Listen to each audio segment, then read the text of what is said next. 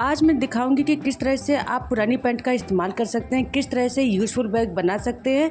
तो आज की वीडियो में आप लोग का बहुत बहुत स्वागत है। तो चलिए वीडियो को स्टार्ट करते हैं। तो यहाँ पर मैंने देखिए पुरानी पैंट को लिया है और जिसका मैं कुछ फैब्रिक इस्तेमाल कर चुकी हूँ और बाकी फैब्रिक का अब मैं इस्तेमाल और करने वाली हूँ।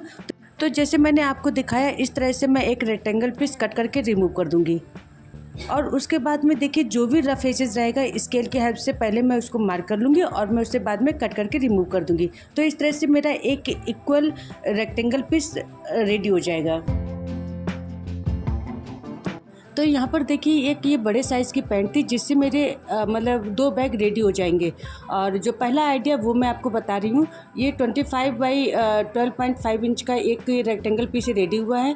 और उसके बाद में देखिए मैंने एक प्लास्टिक बैग लिया है, आप चाहे तो फोम सीट हो उसका भी इस्तेमाल कर सकते हैं और इसके अलावा बुकरम का भी इस्तेमाल कर सकते हैं। तो इस तरह से देखिए लाइनिंग के लिए मैंने एक शर्ट का इस्तेमाल किया है। ये शर्ट का मैं पहले भी बैग बना चुकी हूँ, बचे हुए फैब्रिक का आज मैं इस्तेमाल करने वाली हूँ। तो मेरे पास देखिए ये स्लिप्स है, स्लिप्स में ही मुझे रेक्टेंगल पीस कट करके निकालना है। तो पहले मैं इसकी सिलाई खोल दूंगी और इस तरह से एक पीस से कट करके निकाल दूंगी और इसमें से ही मैं देखिए रेक्टेंगल पीस कट करके निकालूंगी। तो 2 स्लिप्स से देखिए 2 ये पीस रेडी हो जा रहे हैं और इसमें से ही देखिए मैंने ये रेक्टेंगल पीस कट कर दिया है। तो 26 बाई 12.5 इंच का ये पीस जो है वो रेडी हुआ है।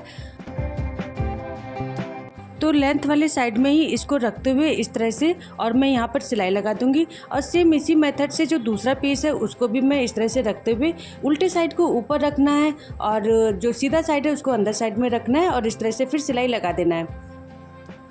तो यहाँ पर देखिए मेरी जो दोनों साइड है ना वहाँ पर मेरी सिलाई कंप्लीट हो गई है और आप देख सकते हैं कपड़े की लेंथ कुछ ज़्यादा है, उसको बाद में मैं कट करके निकाल दूंगी। और इस तरह से देखिए कपड़े को टर्न करते हुए और फिर यहाँ पर टॉप स्टिच लगा देना है, दोनों साइड में टॉप स्टिच को लगा देना है।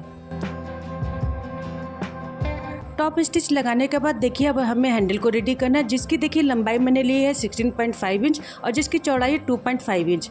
तो इस तरह से मैंने 2 स्ट्रिप ली हैं और इस तरह से देखिए मैंने लाइनिंग को लगा दिया है। दोनों साइड में मैंने देखिए सिलाई कर दी है। सिलाई करने के बाद देखिए मैं इनको सीधा कर लूँगी। आप अपने नीड के अकॉर्डिंग हैंडल्स की लंबाई चौड़ाई को बढ़ा भी सकते हैं और घटा भी सकते हैं। फिर मैं इसको देखिए सिलाई करने के बाद सीधा कर ले रही हूँ और सीधा करने के बाद देखिए इस तरह से कुछ हैंडल रेडी हुआ है। मैंने दोनों साइड में देखिए सिलाई को कंप्लीट कर लिया है और यहाँ पर देखिए मैंने टॉप स्टिच लगा दिया है दोनों हैंडल्स में और इस तरह से देखिए दोनों साइड में लगाई है और जो रफ एज है ना उसको भी मैं कट करके रिमूव कर दे रही हूँ। तो इस तरह से देखिए हमारे जो हैंडल्स है वो रेडी हो जाएंगे। उसके बाद देखिए मैं इनको अटैच करूँगी। यहाँ पर मैंने लाइनिंग के फैब्रिक को ऊपर कर दिया है और जो मेन फैब्रिक है उसको मैंने फोल्ड करके इसका जो है सेंटर पॉइंट मैंने निकाल लिया है। और सेंटर पॉइंट को निकालने के बाद 2 इंच को मैं लेफ़्ट साइड में और 2 इंच को मैं राइट साइड में इस तरह से मार्क कर दूंगी और इन मार्क किए हुए पॉइंट पर ही मैं हैंडल को अटैच कर दूंगी। तो इस तरह से पहले मैं इस तरह से सिलाई लगाऊंगी और उसके बाद में देखिए इस तरह से फोल्ड करने के बाद और फिर उस पर भी मैं सिलाई लगा दूंगी। तो मजबूती से हैंडल जो है ना वो अटैच हो जाएंगे। सेम इसी मेथड से ही दूसरे साइड में भी हैंडल को अटैच कर देना है। और यहाँ पर देखिए मेरे हैंडल की सिलाई जो है ना वो कंप्लीट हो चुकी है और इस तरह से देखिए हैंडल कुछ रेडी हुए हैं।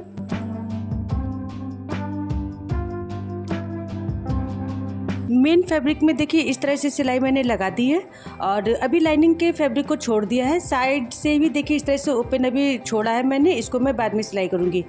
और इस तरह से देखिए मैंने यहाँ पर स्क्वायर बनाया है जो 1.5 इंच का है और इस तरह से देखिए दोनों तरफ 1.5 इंच का मैं मार्क कर दे रही हूँ और स्क्वायर को मैं इस तरह से कट करके निकाल दूंगी। और सेम इसी स्क्वायर को लेकर जो दूसरा साइड है वहाँ पर भी मैं कट कर दूंगी। और देखिए फिर इस तरह से करते हुए यहाँ पर फोल्ड करते हुए यहाँ पर सिलाई लगा देनी है दोनों साइड में। तो यहाँ पर सिलाई देखिए मेरी कंप्लीट हो गई, रफ एजेस को मैंने कट कर दिया है। तो इस तरह से यहाँ पर फिनिश पट्टी की लगाने की कोई ज़रूरत नहीं क्योंकि ऑलरेडी यहाँ पर लाइनिंग वाला फैब्रिक लगा हुआ है। और दोनों साइड में देखिए इस तरह से मैं सिलाई दे दूँगी और सिलाई करने के बाद देखिए जो नीचे वाला ओपन है इसको भी मुझे क्लोज करना है। तो यहाँ पर पहले मैंने सीजर की हेल्प से इसको कट कर दिया है जो भी रफ एजेस है और उसके बाद में अंदर साइड में मोड़ते हुए मैं इस पर सिलाई लगा दूँगी। तो इस तरह से देखिए यहाँ पर सिलाई कंप्लीट हो गई है। तो अब देखिए दोनों साइड की सिलाई बची है, इसको मैं अब सिलाई लगा दूंगी। तो यहाँ पर देखिए सिलाई भी कंप्लीट हो गई और इस तरह से मेरा ये जो शॉपिंग बैग है वो रेडी हो गया है। देखिए कितना सुंदर सा ये बैग रेडी हुआ है, जो काफ़ी मजबूत भी है। जब हमें कभी थोड़ा सामान मंगाना होता है ना, तो उस समय ये जो बैग होते हैं बहुत ही अच्छे से वर्क करते हैं।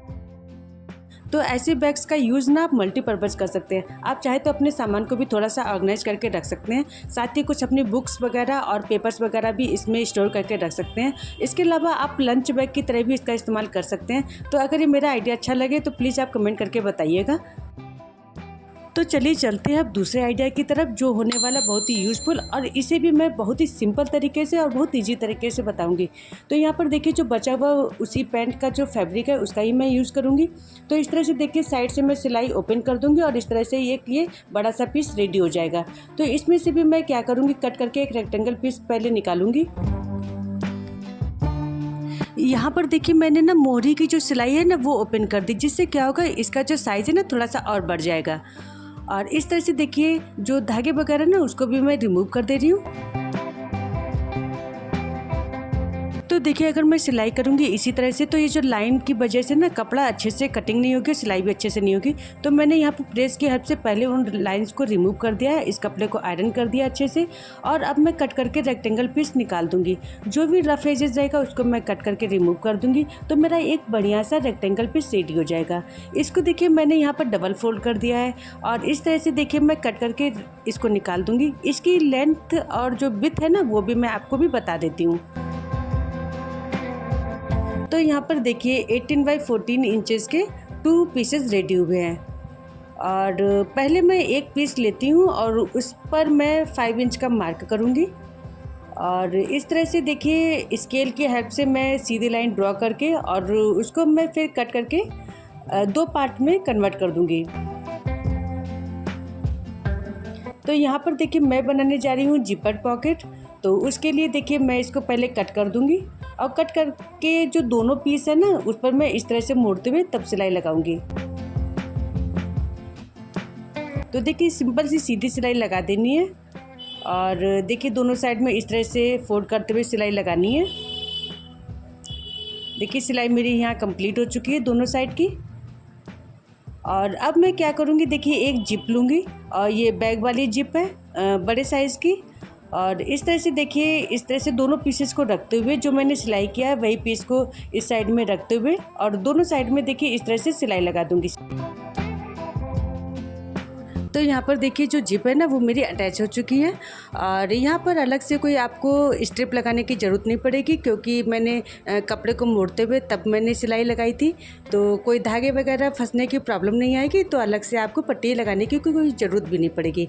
तो यहाँ पर देखिए मैंने एक लाइनिंग का भी फैब्रिक लिया है। लाइनिंग के लिए आप कोई भी पुराना फैब्रिक इस्तेमाल कर सकते हैं। आपके पास सूट का कपड़ा हो, कुछ भी मतलब कुर्ती वगैरह पुरानी हो या शर्ट का कपड़ा हो, उसका आप इस्तेमाल कर सकते हैं। तो देखिए मैंने इसी नाप का देखिए दो जो मेन फैब्रिक है ना उसके नाप का ही मैंने लाइनिंग का फैब्रिक लिया था।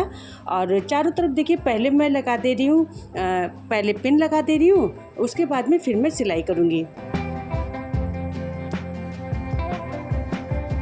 तो यहाँ पर देख सकते हैं सिलाई भी मेरी कंप्लीट हो चुकी है और मैं अभी इसको पॉकेट को भी ओपन करके दिखाती हूँ। देखिए काफ़ी बड़ी सी पॉकेट रेडी हुई है।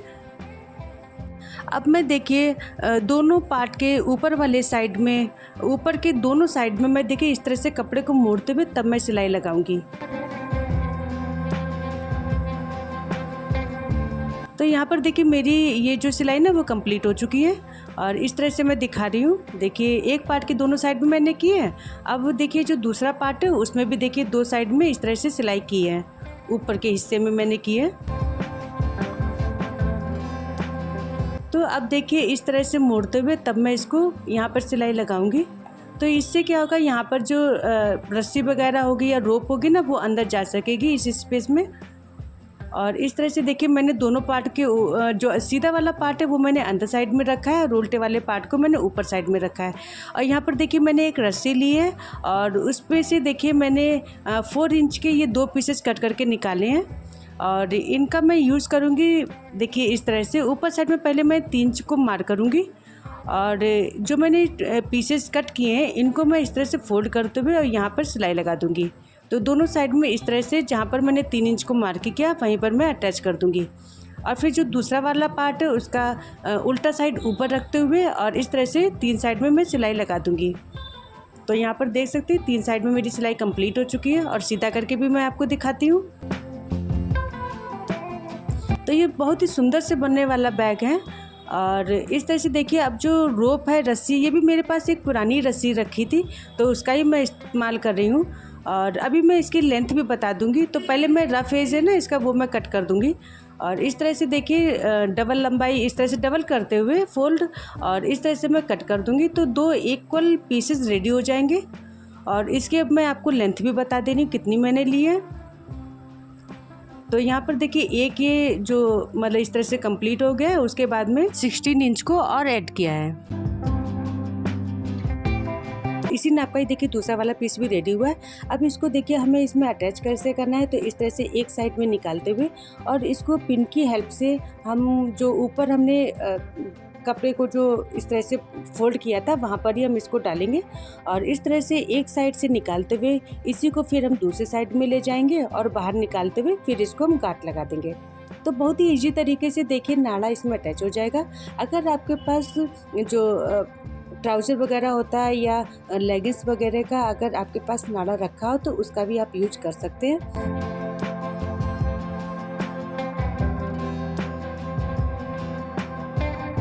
आप चाहे तो रेडीमेड फैब्रिक का भी इस्तेमाल कर सकते हैं।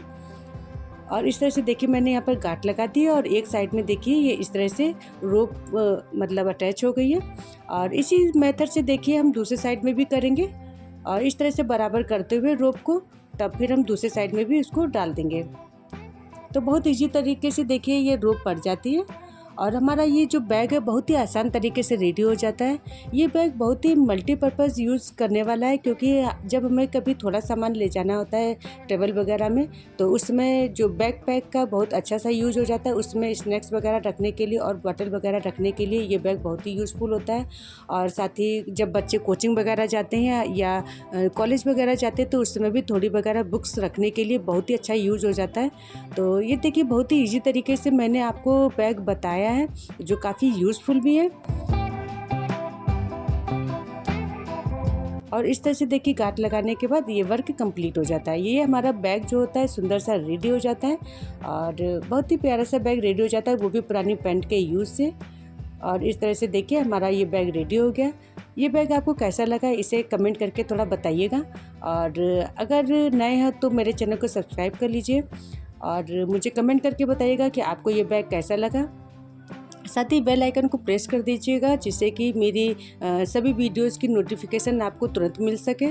और इस तरह से देखिए करने के बाद देखिए कितना सुंदर सा ये बैग रेडी हुआ है। काफ़ी अच्छा स्पेस भी है इसमें और इसकी लेंथ और विड्थ भी काफ़ी अच्छी है। तो काफ़ी कुछ सामान इसमें हम स्टोर करके रख सकते हैं। तो मेरा आइडिया अगर अच्छा लगा हो तो प्लीज़ कमेंट करके बताइएगा और साथ ही मेरे चैनल को सब्सक्राइब भी कर लीजिएगा।